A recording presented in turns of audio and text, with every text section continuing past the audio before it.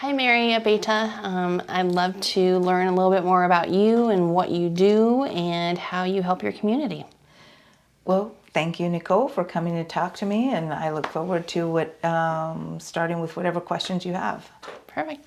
So you are a massage therapist. Can you explain a little bit about what made you change your career to do that? So I am a licensed massage therapist and have been for about 12 years. Previously, I was a Catholic high school educator for about 14 years. And that was a second career.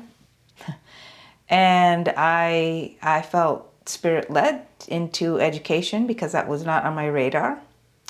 And then I knew that was the right path to take, but I knew there was something after. So it was always like trying to figure out, what that was or what or when or what or whatever.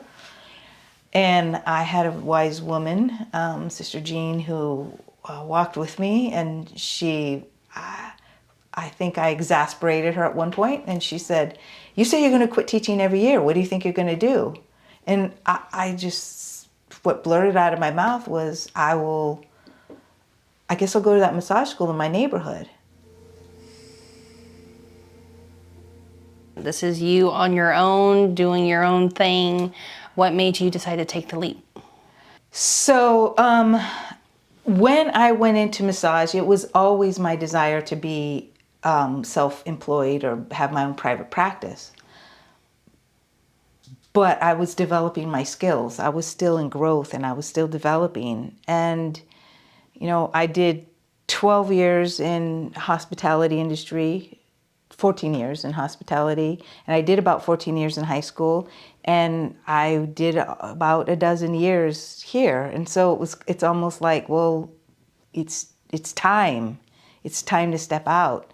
And if not now, then when? So I dabbled last year a little part-time working with a clinic and having some private clients at a little spot a couple of days a week. And then I was like, well, if not now, then when? So I just took a leap. Amazing. So how has the leap been? Are you enjoying being on your own? What parts of it do you like the best?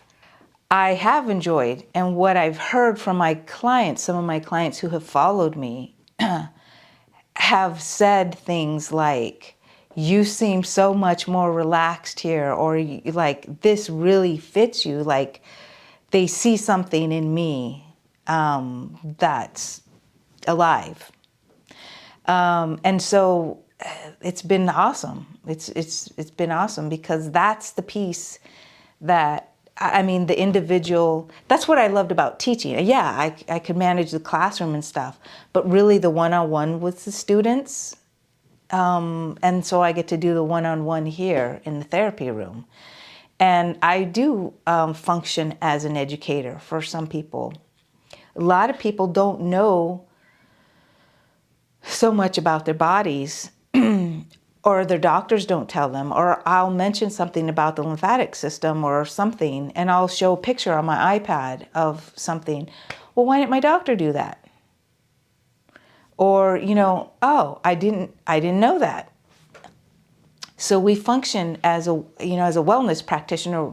I've had people say, "Mary, I consider you part of my health and wellness team." Amazing. So obviously did a little bit of research before our interview today, and I heard that you had a motto. Can you explain what your motto is and why of all the things you picked that? So I have a motto. It's facilitating the harmonious balance of body, mind, and spirit. So when I did my graduate studies, which were in theology with an emphasis in spirituality, and part of that was the 30-day Ignatian exercises, 30 days in silence, I had a profound experience. That wasn't my first profound experience of the divine, but that was a profound experience. And I came home and I opened up my laptop and I wrote a letter of resignation for the job I was in the hospitality industry. And I didn't know what I was going to do. So I completed my theological studies, and then my sister said, "You should teach. You should teach. I was a substitute." So all that came, right? So there's this spiritual piece, and then I started learning about the physical piece in massage. And then I learned from my mentor, Pam Field, shout out, because everything I do here is really body work wise. She's been the facilitator for that. How the mind fits in. And so I recognize there's this mind, body, spirit, and it needs to be in balance. And there's harmony. There's harmony, harmonious balance of body, mind, and spirit. So that comes from within. That comes from within the client. My role is to facilitate that. And so when a client allows that to happen, it's profound. I just had a client this week who had been referred to me by somebody, and I worked with this individual about 3 times, and this last time, the individual said, that was so cathartic. Like, the second time said, I've never felt this relaxed. And then this week, this past time, this was cathartic and was in tears. Amazing. Yeah. So we've talked about, your spiritual journey, your, background in education, and specifically, in the religious side of things. Are you only comfortable working with people that are religious or spiritual? Will you work with anybody? Can you go into a bit more detail? I work with anybody. The person who got referred to me, cathartic, is that I am, no, I don't think that person is any institutional spiritual background. But the human experience of being a spiritual being in a human experience it's across the board. So I work with anybody. I have had people who I've just given a relaxation massage, more of a Swedish massage, who didn't know me. It was a one and out at the clinic. And people as they exit were like, I needed that spiritually as well. I needed that spiritually. And they didn't know my background. They didn't know me.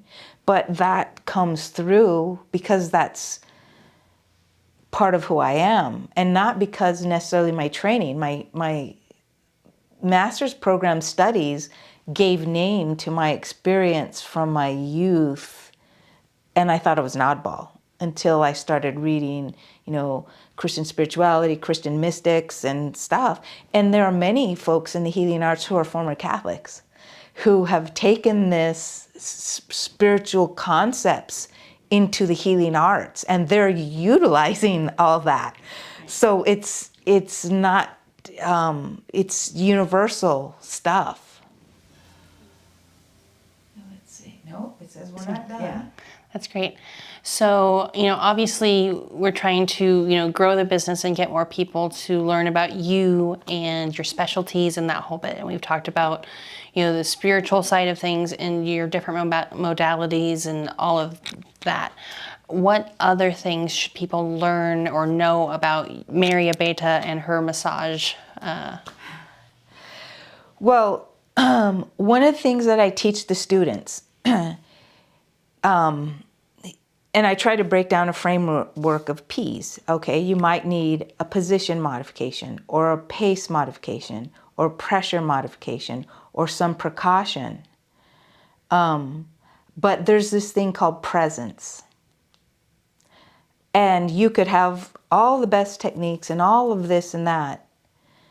And if you lack presence, meaning your mind isn't fully engaged with individual, you're thinking about the last client or your next client or your groceries list or whatever, you're going to lack presence, and that comes through your hands. But if you are totally present to the client, that's the magic, because then their body will feel safe and it will be receptive to releasing tension. And then and then listen to their tissue and follow it. And there are some clients, what I also want people to know, that another misconception about massage is that you have to be disrobed and you have to have cream on your body in order to address an issue. That is not the case. You can be totally clothed. You don't have to have lotion or oil or what have you to be effective to achieve what you're looking for. The other misconception is that, and I've alluded to it, that deep pressure is required. Deep pressure is not required to work deeply into the tissues. And the other thing is there's all kinds of reasons you can come for an experience. You don't have to have pain or discomfort. You can come as a preventative. You could come for stress relief. You could come because you're celebrating a birthday or some event, or, and there are other reasons why people have come to massage, even the clinic. I've had people come and say, I took a mental health day from work. Here I am.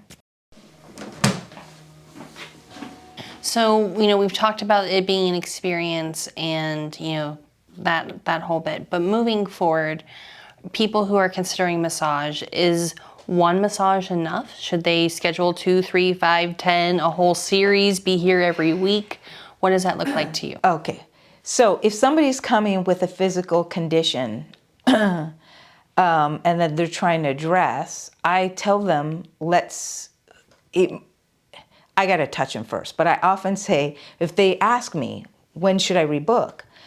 I would say, let's start with once a week and see how you feel for a little while, and then we'll push it out to 2 weeks.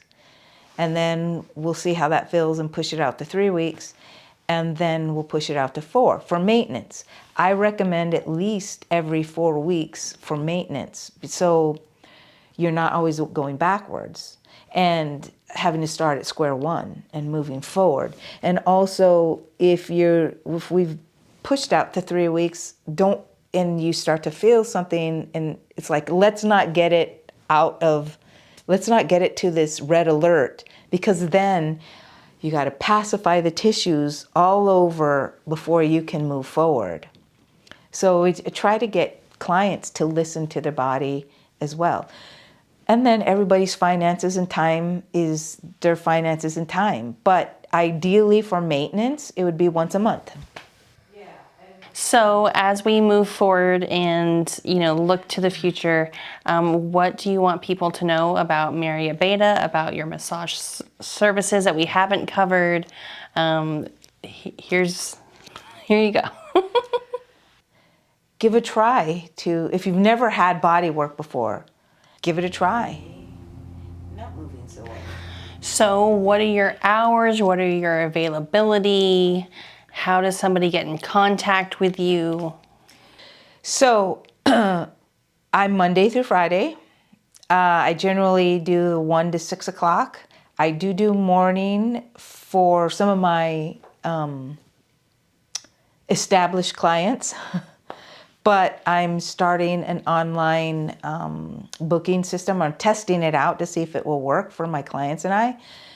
And I've set that up to go from 1 to 6 o'clock. So I have that, but texting me is the best way, especially for the first time, to get a sense of what it is the client is looking for in massage and how I might be able to support them, and then set an appointment from there. Perfect. So how does someone contact you to get started? So you can text me at 480-882-8630. Thank you, Nicole.